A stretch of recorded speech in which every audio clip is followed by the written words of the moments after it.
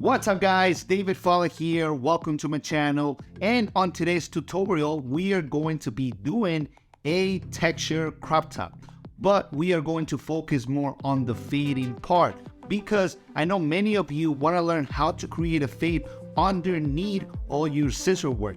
Many people have problems connecting the top with the sides and creating that nice fade when you have more hair on the top. So that's what we're going to be working on today. If you are interested in learning how to better your barbering techniques, then this video is for you. Let's go ahead and get started.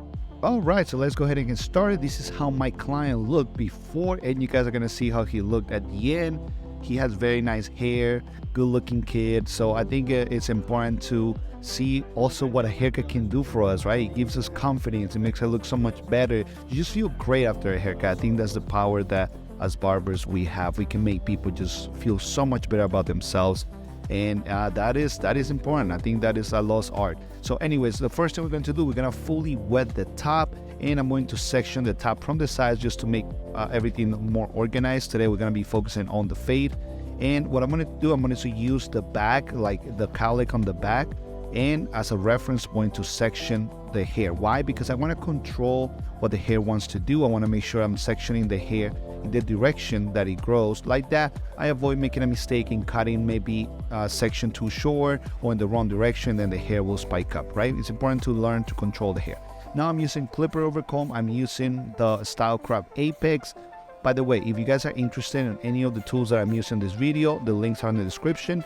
And for the Style Craft, I do have a discount code, the same for Babyliss, so the links are going to be right there with the discount codes. So now I'm using clipper over comb. How you can see, I'm following the head shape. I follow the head shape because this is very important. It's important to tailor the haircut to the client's head and face to make it look so much better. This is very important. It's, I think, a step that every barber should know, and I know many don't use it, don't understand it, but it's so important.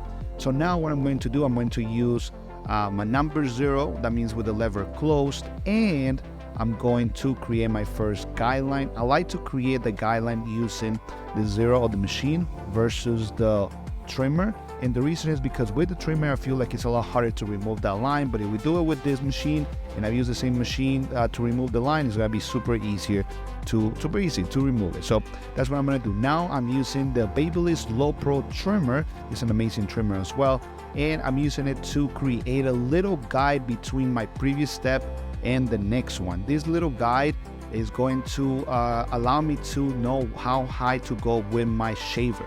Very important that be careful, don't cut the client obviously, so don't apply a lot of pressure. Make sure if your clippers are adjusted, they're adjusted correctly. Now I'm using what is a detachable, but you can use your trimmer. In this step you can use your trimmer to remove bulk. I just don't like necessarily using my trimmers to remove all that hair, but you can use them. There's no problem around that. So now what I'm doing, I'm staying a little bit behind or underneath the little guide that I created before with the trimmers, and I'm going to remove all that hair to get it ready to be shaved.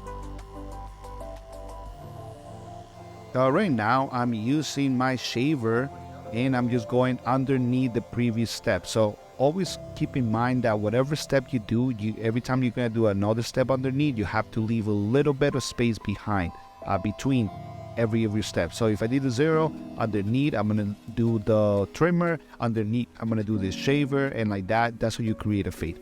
So now I'm using the Apex with the lever open, and I'm going to create my next guide. This is going to be about a finger's width or kind of like a centimeter, I would say, and this will have an inch, and this is going to allow me to create enough space between my guides, so when I start fading or blending them, makes it so much easier to have enough space to blend everything in, and the fade is going to look blended and faded. That's what we want, right? We're going to create all those tones. So now I'm using my number 3. I always start with the lever open and then I close that lever as I need. Right now with the number 3, I'm connecting with the step that I did with scissor over comb or clipper over comb, whatever tool you chose to do. In this case, we did use clipper over comb, and that's what I'm using to connect the number 3 with. So after that, I'm connected to it, and I remove all the bulk that I need to remove, and everything looks nice. Then I can go ahead and start down fading. Now I'm using the 1.5, so I'm skipping the number 2. You can skip guards if you don't need them. Everybody's gonna be different. Everybody has different techniques. In my opinion, sometimes I don't need all the guards. Sometimes I do. Depends on the hair. Depends on what I'm trying to do. In this case, I feel like I don't need the number 2, so I started with the 1.5 open, and then I'm gonna close that lever little by little until what I'm trying to achieve is done, or I don't hear the machine cutting anymore. Okay, now I'm continuing with the half, and this is going to be the 1/16 or the half guard.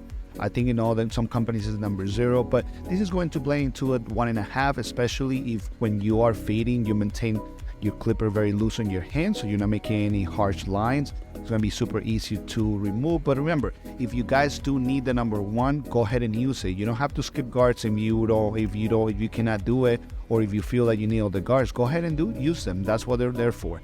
Now that I'm done with that previous step, I'm using my machine, no guard, starting with the lever open, and I'm working on the last line that it will be the number 0. So very important that you keep in mind that as the head rounds, you might have to use more of the corners of the clipper. And also remember to take your time with this step. This step could be very difficult for some people, just because you have to be very cautious of what you do and how you do it. So take your time. What I recommend you, if you're having problems with this step, first, then erase that line first before you do anything else. That's what I used to do when I was a beginner. I will remove the skin line first, and then I will do the rest of the fade. This is something that used to help me. Once I became more comfortable, then I started doing what I'm doing right now. But remember, at the end of the day, there's no right or wrong. There's just different ways to achieve the same result, and that's all it really matters. Once you're done with your fade, then you're going to use your trimmer. In this case, I'm using the Evo by Stylecraft. And I did change the blade. This is actually they sent it to me with this blade. Thank you to Stylecraft. And this is the one blade. I think it's the blade that comes with the saber. This is an amazing blade. In my opinion, it's the best on the market. How I said, links are in the description. So now I'm shaping it up, and that's it. All I'm gonna do, I'm gonna dry the top.